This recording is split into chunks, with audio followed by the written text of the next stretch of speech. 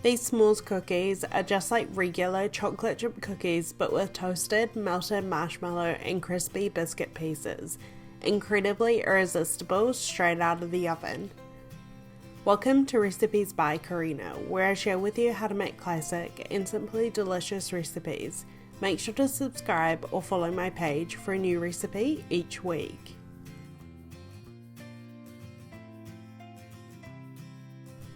To get started, in a large mixing bowl, measure out a half a cup, 113 grams or 1 stick of room temperature butter.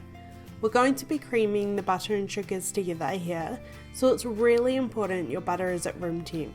If you forget to get it out of the fridge, you can stick it in the microwave for 30 seconds or so and it'll be just about perfect.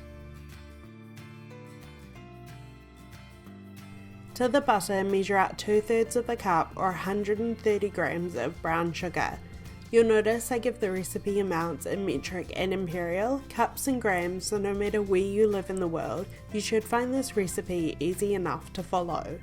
If you would like the full recipe for these s'mores cookies, a printable version will be on my website as well as the full measurements listed below.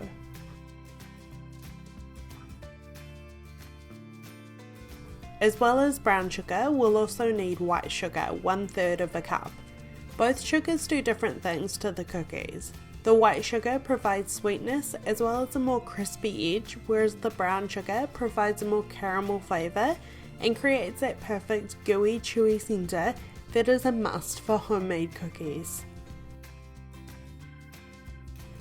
Using a stand mixer or a hand mixer, start to cream your butter and sugars together.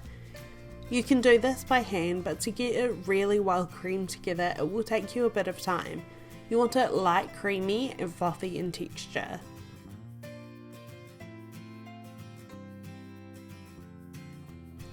Let me know in the comments below what your favourite type of cookie is.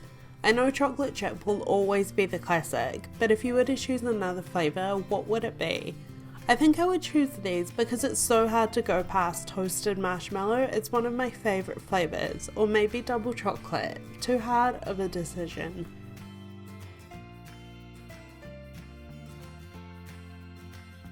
To the creamed butter and sugar, we'll need 1 whole egg. Crack it into the bowl along with 1 teaspoon of a good quality vanilla essence or extract.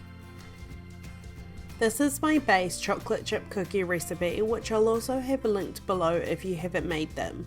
I've tried so many different cookie recipes over the years and this one by far beats the others by taste, texture and also easiness.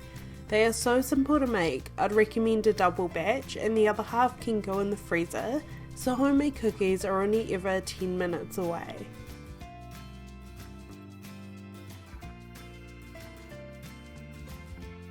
Use the hand mixer or stand mixer again to combine the egg and vanilla. You should end up with a smooth, light mixture. Make sure to scrape the sides of the bowl to make sure everything is evenly combined before we start to add the dry ingredients.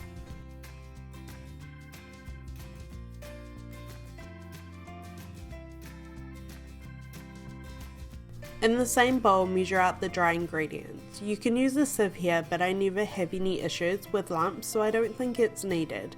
We'll need 1 2/3 of a cup of all-purpose, plain or standard flour. This is all the same ingredient, just different names depending on where you live in the world.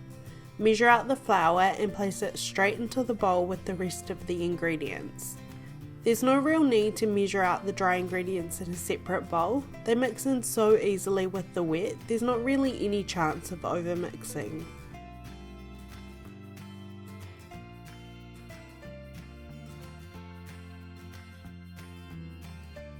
We'll also need a teaspoon of baking soda and a pinch or about half a teaspoon of salt to round out the flavours. You can substitute baking powder for baking soda here if you would prefer. Baking soda will give you more of a spread out, chewy cookie, whereas baking powder will provide more of a cakey, thick cookie. Both are delicious, it just depends on what you prefer in your cookies. I would recommend baking soda as I think that's the perfect cookie, but I've tried so many delicious recipes using baking powder. Use a wooden spoon and start to combine the wet and dry ingredients together. The mixture will look really dry at first, but as you keep mixing, the flour should easily incorporate.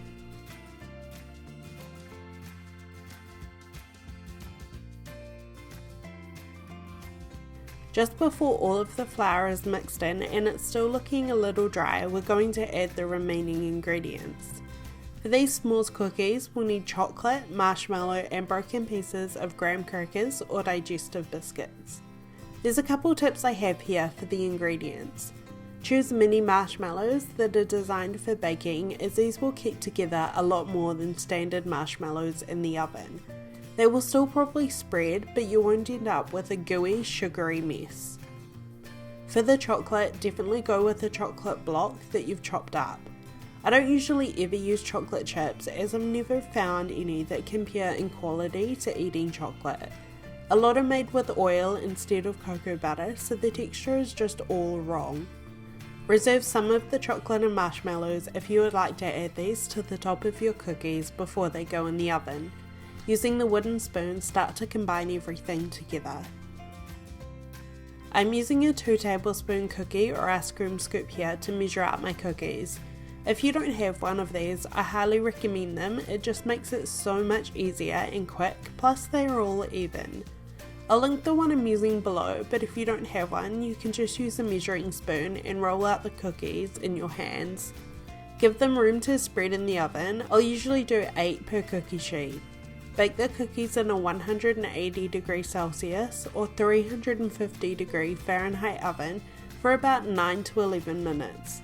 Keep an eye on them, and when the edges are golden, it's time to remove them. Leave the cookies to cool on a baking sheet for 5 to 10 minutes before transferring to a wire rack to cool completely. I hope you have enjoyed this recipe and will give it a try. Thank you so much for watching, and I will see you on my next video.